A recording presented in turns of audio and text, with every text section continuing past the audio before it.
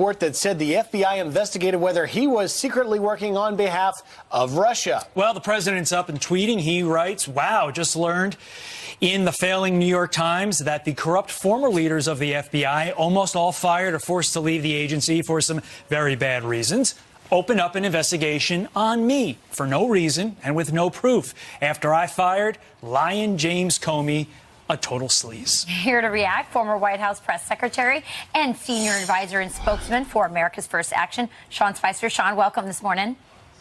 Good morning, guys.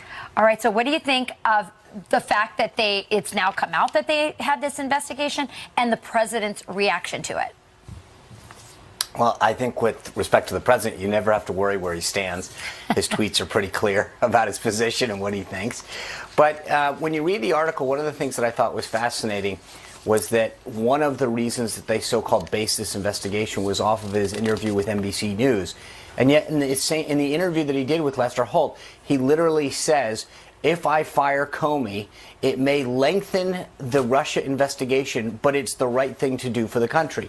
There was bipartisan concern about Jim Comey and how he had handled his job, particularly with respect to Hillary Clinton and her emails, his dereliction of duty, reporting it up to then Attorney General Loretta Lynch. I mean, so I think there's a little bit of looking at history through a different perspective now, because the reality is that he was very clear that firing Comey might actually lengthen the investigation, but he believed it was in the best interest of the country. And frankly, I think his thinking was that it was a bipartisan thing, that there was equal concern from Democrats as well as Republicans about how Comey had been conducting himself. Sean, I've been pointing out that if you actually go into now, not the headline that grabs your attention, whether or not the president was working on behalf of Russians, but you look down about 12 paragraphs and you see this quote. We'll put it up on the screen for you. It says, no evidence has emerged publicly that Mr. Trump was secretly in contact with or took direction from Russian government officials. So if you knew that there was no evidence here, that there was no findings, then why do they do the headlines? And does it surprise you that suggest otherwise? Yeah, I think, Griff, the thing that fascinates me is in a town like Washington, D.C., where people's lunch items leak out, every, minutia comes out, that here we are a year and a half later and nothing. And it's the same thing with the Mueller probe. We've got nothing. And every little detail seems to leak out about all of these investigations and inquiries. And yet here we are with another story that basically says, yes, somebody looked into something and they found nothing.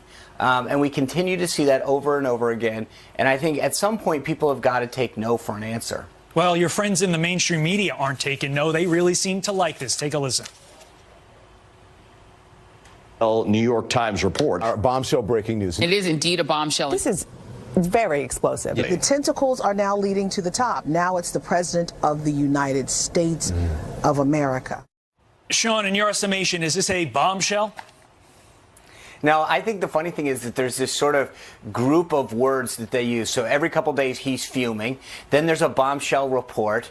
Then, the walls are closing in. There's a group of phrases that seems to permeate throughout the mainstream media, and they can't do anything else. I mean, you saw this whole thing around the wall where they continue to use the same words to talk about how it's a manufactured crisis. The walls are closing in. Bombshell report. There's a whole litany of vocabulary that the mainstream media has sort of bought into, that every time they talk about this president, something's a crisis, everything's going to hell. But the reality is that when you look at what the president's actually been accomplishing in the direction of this country, whether it's the economy, regulation, some of the stuff that he's done on trade, it's actually not just all good stuff. It's exactly what he said he was going to do. And the thing that's fascinating to me is most politicians, the critique is that they broke their word. They went back on their campaign promises. They didn't fulfill stuff. If you actually look at what this president said in terms of what he laid out on the campaign trail and what he's accomplished, it's spot on. It's a good point. Thanks, Sean. Thank you very much for joining us today. We shall see how this government shutdown plays out. At some point, keep calling Wolf saying you got a bombshell and nothing's there. You could lose a lot of credibility. All right. Well, on a political opponent in the middle of a campaign. And if anybody thinks there's anything else that is anywhere near as scary as that, they haven't thought it through. Because if the moment we turn over our spying, our very, very powerful, thankfully, very powerful spy agencies to spying on domestic political opponents, we're done as a country. And that's what this is proof of. Well, thank you, Charlie Hart, for coming in and laying it out for My us. pleasure. We appreciate that. We will see. I guess this is probably not the last you've heard of this. We'll find out. Probably Have a good day, not. Charlie. Thanks, Rick. All right. One state could soon require students to pass a citizenship test to get a diploma. So is this a good civics lesson for them? We'll discuss it in the next hour. And there's now Know how to fold, which is a technique my kids use because they don't want to be asked to fold. I'm calling you out on that. Wow. busted. Guilty as charged. As Any we kind of expected, anything can happen. It's All day, right. it's day 22 of the shutdown, though. Right. And we must get to it. Right, and somebody else who's getting called out on it are Democrats. The president is angry. We're in day 22 of the shutdown. The president tamping down expectations that he will declare a national emergency, saying he wants Congress to do their job. Take a look. They are incredible people, the federal employees that we're talking about. But many of them agree with what I'm saying and what the people in this room who are experts are saying. They don't want to see people killed because we can't do a simple border structure. And I appreciate their incredible support. Congress should do this. This is too simple. It's too basic. And Congress should do this. If they can't do it, if at some point they just can't do it, this is a 15-minute meeting. If they can't do it, I will declare a national emergency. I have the absolute right to do it. Yeah, here's the problem with the national emergency, and I think the president realizes it. It's twofold. One, you create a precedent for Democrats. When the Democrats take over the White House, let's say it's 100 years from now. You set a precedent, and I don't think the president really, in his heart of hearts, wants to do that. It's also a situation because, you know, it's going to get tied up in the courts. And I think the president wants this. He wants it now. He recognizes the best way to go about this is, at the end of the day, ultimately to pressure the Democrats into coming to a deal. And I've read a lot of pundits who say maybe the president sees something that's happening that maybe the rest of us don't necessarily see, where the Democrats are starting to feel a little bit boxed in, a little bit cornered. Maybe he feels he has this upper negotiating power right now, and that's why he's saying a statement like that, giving them a little bit of an entree to do something. I think you're onto something because if you look at it, he's the only one who's put anything on the table. DACA, other things for, other things on border security that the Democrats do want in terms of judges and other funding. So he looks like he's trying to negotiate. He's putting out this extreme position of, declaring an emergency. But it's very obvious he wants to negotiate. And I think from a PR point of view, from a public point of view, the public is seeing one person trying to negotiate, right, and the other side really dug in, not willing to compromise at all. Well, and he has the support of perhaps the most important voice, and that is the men and women that are trying to secure the border. Tom Homan, who's the former acting director of ICE, came on in the last hour and in previous hours here and talked about the hypocrisy on the Democrat part. Take a listen. The Democrats are refusing to negotiate. They kept saying for weeks, open the government back up and we'll negotiate the wall. Then when President Trump asked him in an open meeting the other day, okay, if I open the government, will I get money for my wall? She said flat out no. The president needs to take action. We're talking about national security crisis. And what really concerns me, when the two children died, all of a sudden all the Democrats rushed to the border to investigate the Border Patrol. Have they ever asked for an investigation into the number of U.S. citizen children that have been killed at the hands of illegal immigrants because they were released by sanctuary jails? Have they asked for investigations into that? This is politics at its worst. But that's not the only story on some of the channels. The, quote, bombshell we are seeing in the New York Times today. If you're just waking up, grab your newspaper. You'll see this headline. FBI opened inquiry into whether Trump was secretly working on behalf of Russia. The story going to whether or not the president did this shortly after he fired FBI Director James Comey. Absolutely. It's quite a bombshell. Until you get to page. The other page in it where it says no evidence has emerged publicly that Mr. Trump was secretly in contact with or took direction from Russian government officials. There it is. Griff, where was that? On page A53 of the New York Times? It's way down. But, the president clearly seems to have read it because he's up and tweeting about it today. That's right. President Donald Trump is saying, wow, just learned in the failing New York Times that the corrupt former leader of the FBI, almost all fired or forced to leave the agency for some very bad reasons, opened up an investigation on me for no reason and with no proof after I fired Lion James Comey, a total sleaze. And it's interesting, when President Trump fired Comey, Democrats at that point hated Comey as well, were angry at him for what he had done, what they perceived that he had done to Hillary Clinton during the election. And so there was a lot of bipartisan good fire Comey, but at that time. But now you see that that's what spurred this investigation. Well, and very key to this is the timing of when this was investigated. Well, let's also not forget how the sausage is made, guys, for how the sausage is made in the media. We have certain key words that we like to use. We like to put out there. They're big. They get your attention. There's a lot of bark to them. There may not necessarily be a lot of bite to those words. So you'll hear the mainstream media throwing at the word. You mentioned the word bombshell. You can say the word bombshell. It keeps your clicker on that station, but there may not be anything behind it. And earlier we had Sean Spicer on, and he sort of articulated that. Remember, he was the press secretary. He lived through this. Take a listen to what he had to say. There's this sort of group of words that they use. So every couple days he's fuming. Then there's a bombshell report. Then the walls are closing in. There's a group of phrases that seems to permeate throughout the mainstream media, and they can't do anything else. Here we are with another story that basically says, yes, somebody looked into something and they found nothing. And we continue to see that over and over again. And I think at some point people have got to take no for an answer.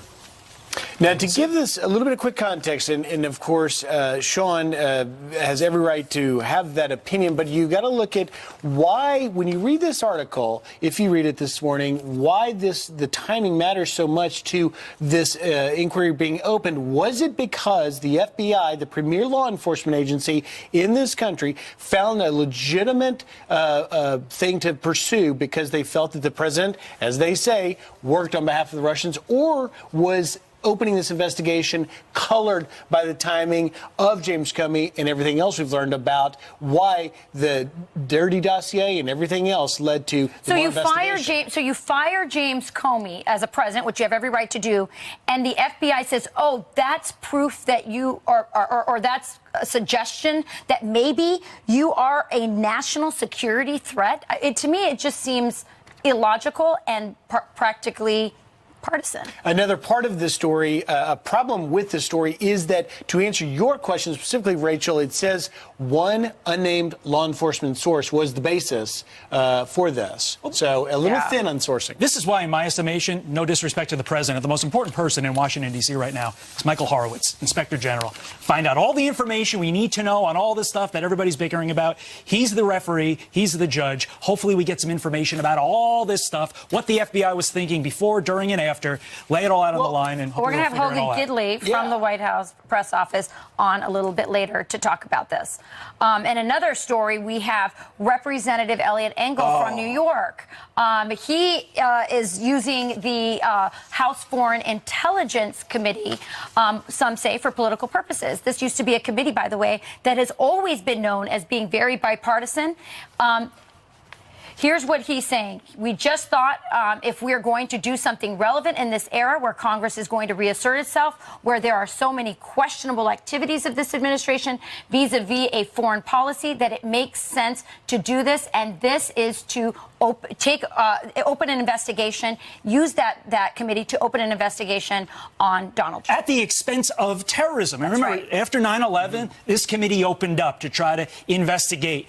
Make sure that we are as safe a country as humanly possible. And let's remember, 9/11 wasn't that long ago, kind of changed the entire world. Well, this guy in New York, no less, where we just had just a few blocks down the road, That's right. the Twin Towers fall. He's saying, you know what? We're good on terrorism. We don't need to put every single possible resource that we can behind terrorism. Let's investigate the president. That is offensive to every single person who died on that day. It disrespects their memories and all the individuals who are busting their tails day in and day out to keep us safe from a threat that is not going away. Well, a guy that's architect of the CIA's counterterrorism program, James Mitchell, on this program a little earlier, talking about what that committee is going to have to answer to.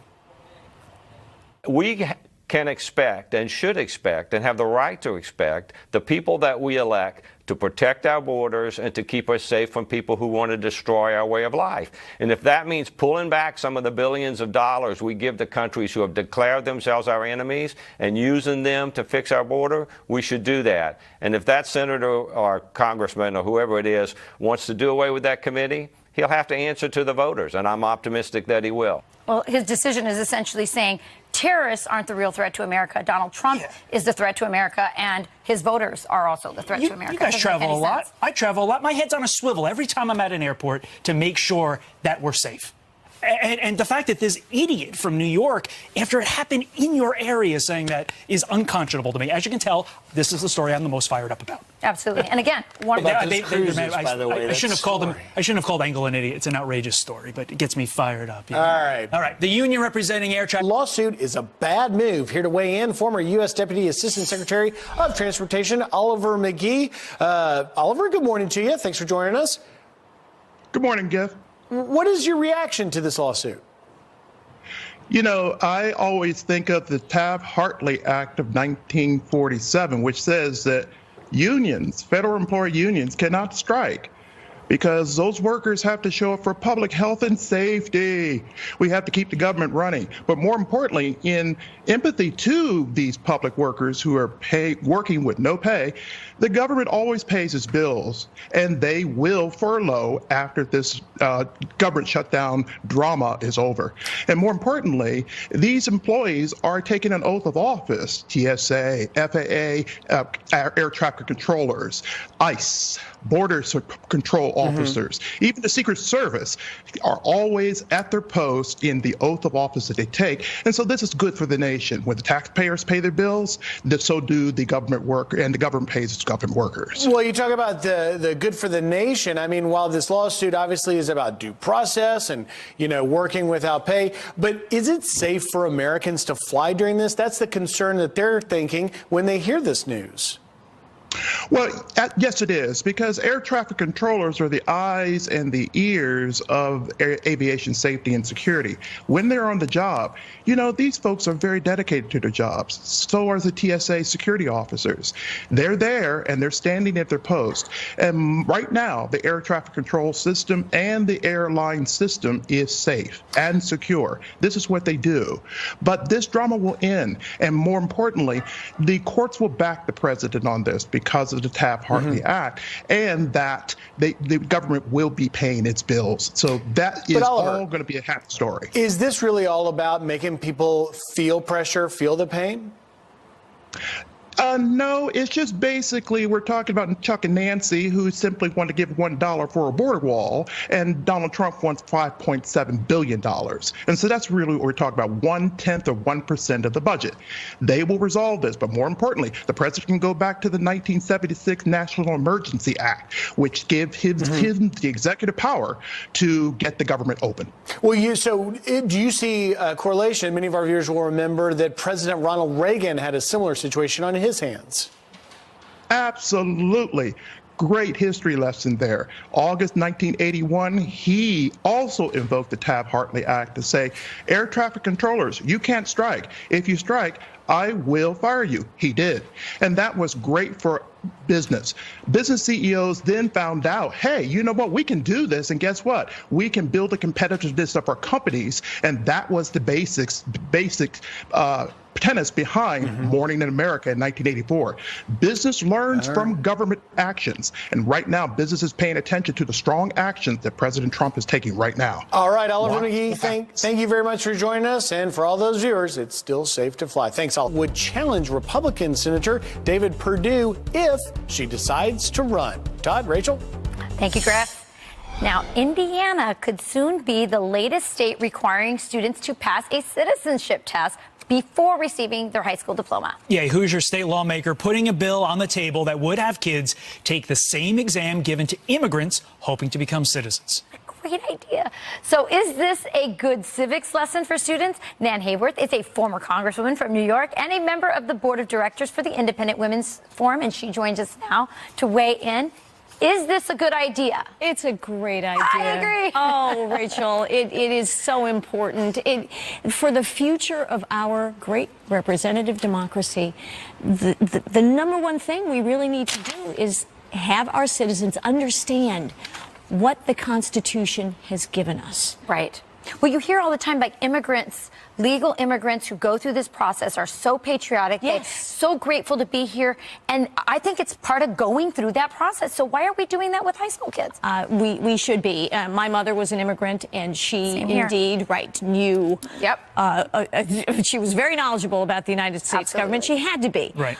And I actually am from Indiana. State Senator Dennis Cruz from Indiana. I had a great civics and government education in my generation. I'm Munster High School class of 77.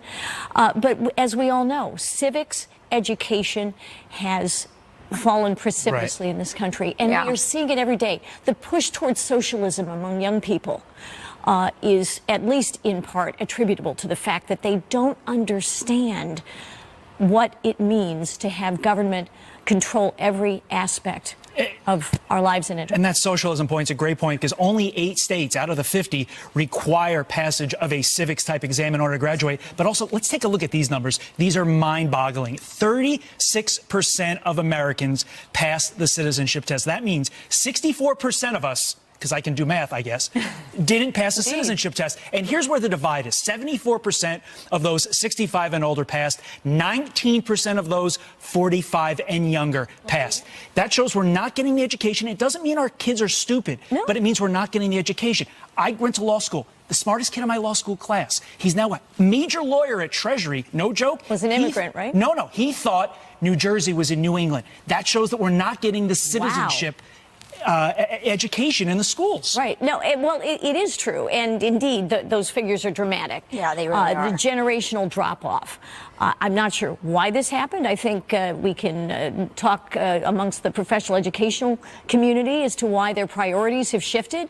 But it is absolutely crucial to understand that the beauty of having a federal government with certain limited responsibilities, state governments with limited responsibilities, and citizens with maximum empowerment. And if we fail to understand that, we are doomed to downward spiral. I couldn't agree more. Hopefully a lot of parents are watching this segment and will start demanding that from their school boards. Thanks a lot for bringing this to our attention, Nan. Thanks, Nan. Thank you. Great topic. All right. We have a very serious story coming up. A 13-year-old Jamie Kloss is now reunited with family members nearly 3 months after being abducted. The new details. Congress should do this. This is too simple. It's too basic. And Congress should do this. If they can't do it, if at some point they just can't do it, this is a 15-minute meeting. If they can't do it, I will declare a national emergency. I have the absolute right to do it. Day 22 of the government shutdown, the longest in history. We now bring in Hogan Gidley, the White House Deputy Press Secretary. Good morning to you, Hogan. Good morning, Griff. How's everybody today? Good. We're doing good, but a lot of Americans are suffering, going without a paycheck for the first time yesterday. What is the latest that you can tell us on progress being made on reopening the government? Well, Democrats just won't come to the table. We're in the same position we were before. 10 days before Christmas, we put forth a plan, outlined everything we wanted. Democrats never responded to that. We then had our negotiating team led by Vice President Mike Pence meet with some leaders on the Hill. They talked about a few items. We put together a budget proposal, released that to the press as well. Democrats won't come to the table and negotiate off that either. So right now it seems as though Democrats just won't even have a conversation about protecting the American people. And let's real quickly, if I may, run through the past couple of weeks that have happened. The president started this really taking a message directly to the American people when, for the first time in his presidency, he went into the White House briefing room with people who had been along the border for decades. And they said to the American people also behind the president, listen, we need a barrier. It saves lives. It protects the American people. We need it. Then you move into this week. He signs the anti-human trafficking piece of legislation. He met in the Situation Room multiple times with leadership from the House and the Senate on the Democrat and the Republican sides. You just played an amazing clip that he met with law enforcement officials all the way up into Pennsylvania, proving that this immigration crisis reaches deep into our interior. And he even went to the border, and border Right. agents actually at those locations turned to the press and said, we've arrested people from 41 different countries, hundreds of pounds of drugs. This is the perfect example that we have not only a national security crisis along our border, but a humanitarian crisis at that round table with people who are affected by these drugs and human trafficking and child smuggling. Right. It's devastating, and Democrats won't even talk about it. So, Hogan, this shutdown will end when the American people decide who's telling the truth. Is there a crisis? Is there not a crisis? And who's to blame for this shutdown? Have you seen any change in the public opinion, given all the things that you're saying that the president has done to make his case? Absolutely, because the president, as he often does, takes his message directly to the American people without the filter of cable news, without the filter of political pundits. And he's doing that in a masterful way. And I'll tell you, as more and more of this information comes out, and you see the fact that Barack Obama himself in 2014 called this a crisis. Democrats have said in the past that walls are okay. Democrats have voted for barriers in the past. So the hypocrisy is starting to build. And I want to make this point. A piece came out in the Washington Examiner last night that kind of proved overall the Democrat hypocrisy here, and it's this. For now, I guess 22 plus days, as you just said, Democrats have feigned outrage, feigned sadness over the fact that so many Americans, 800,000, are having to do things like sell their own clothing to make ends meet because of this shutdown. But 40 of them just went to Puerto Rico, and the only real clothing they care about was the instructions they got from the PAC they're raising money for, which said, be sure to bring resort casual. That seems to be a complete disconnect from the American people, and it drips with hypocrisy that here they are talking about the sadness that most Americans face and the difficulties they face, which is true. We care about those as well. The problem is they're off partying in Puerto Rico, and that's the real story, and the hypocrisy it knows no bounds. Hogan, you're talking about articles. I want to take you to one in the New York Times today. The headline reads, FBI opened inquiry into whether Trump was secretly working on behalf of Russia. This is an article that from unnamed law enforcement sources, according to the New York Times, opened up shortly after the firing of James Comey, an investigation on whether or not the president was working on behalf of Russia, for Russia, against U.S. interest. That is certainly putting investigators on this now known investigation on whether or not the president was a threat to national security. Your reaction? It's absolutely ludicrous and absurd. Listen, James Comey is an admitted liar and an admitted leaker. McCabe is the same. They both lied before Congress. They have a disgraced reputation. None of them were liked in this town, by the way, until they turned on Donald Trump, and then all of a sudden they became the toast of the town. But you pointed out something earlier, and I think this is what's so interesting. The headlines themselves rarely reflect the content below. And there's a great paragraph in there that says, to this point, there is no evidence of any of this whatsoever. That should have been the headline, that there is no evidence of any collusion. There is no evidence of any wrongdoing with Donald Trump. But instead, it seems like this town, and quite frankly the nation, is held hostage by some 22-year-old in a newsroom who writes a headline that isn't checked by anybody because it has nothing to do with the substance of the article.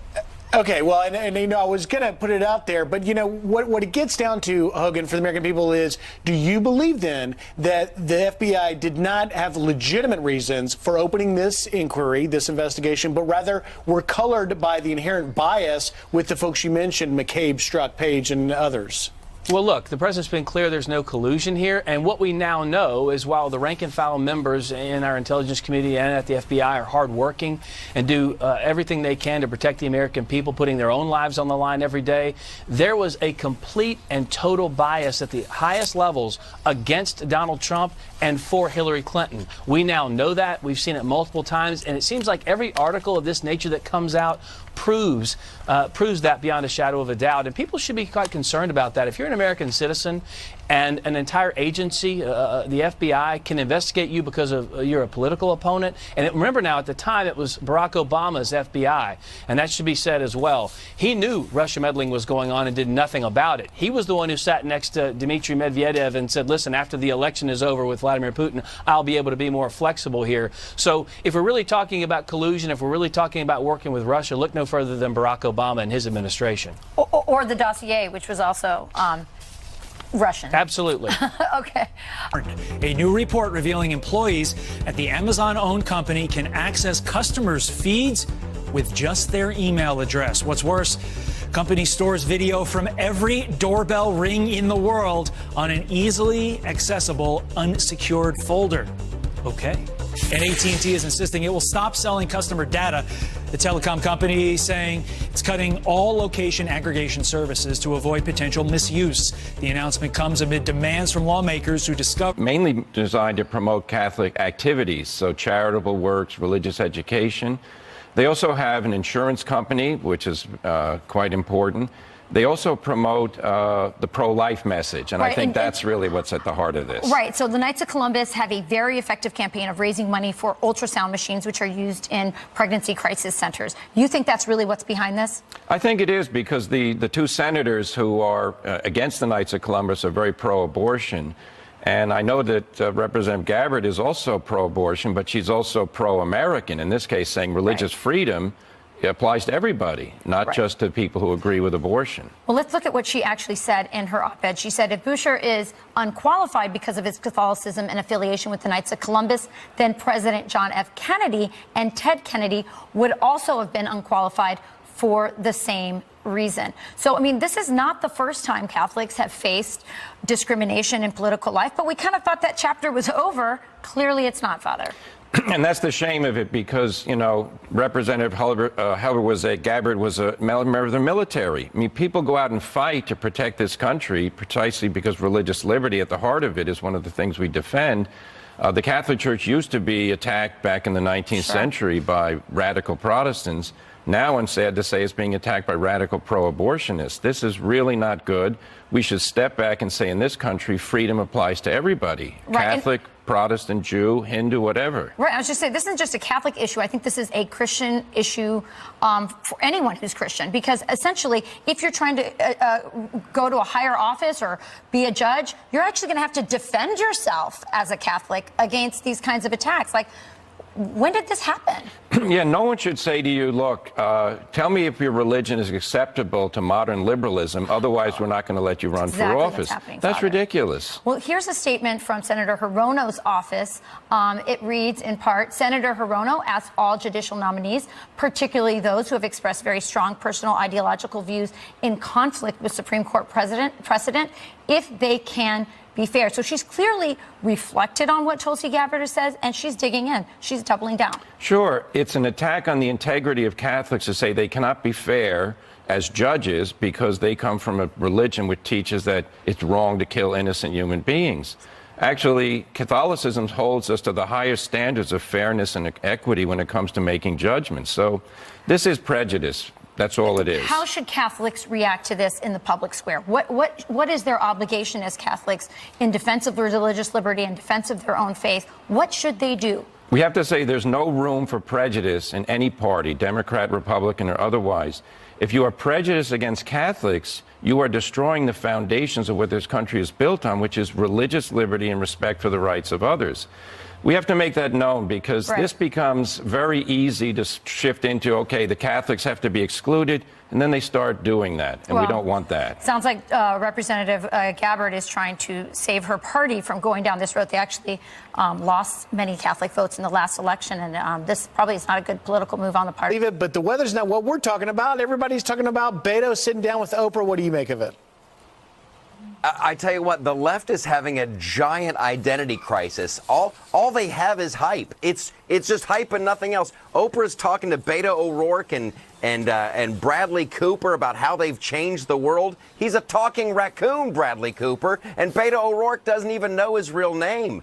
I know. This guy, I don't think Beto, he doesn't want to be president at all. He's Robert Francis, you're right, but let's be fair. I mean, Oprah Winfrey anointed Barack Obama very early on in much the same fashion, and it worked. So why won't it work this time? You know what? It might, but at least Barack Obama didn't talk about, like, border security with a dental hygienist. Beto O'Rourke is...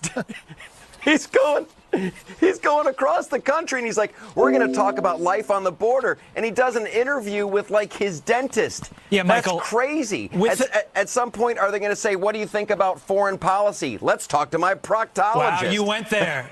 You went there. In case people are unfamiliar with the oral exam heard around the world, take a look. So I'm here at the dentist, and we're going to continue our series on the people of the border. A national emergency in order to get this border wall, but I really, really want this to be a negotiation between Democrats and Republicans. Here's the president earlier on that thought. Take a listen. This is too simple. It's too basic. And Congress should do this.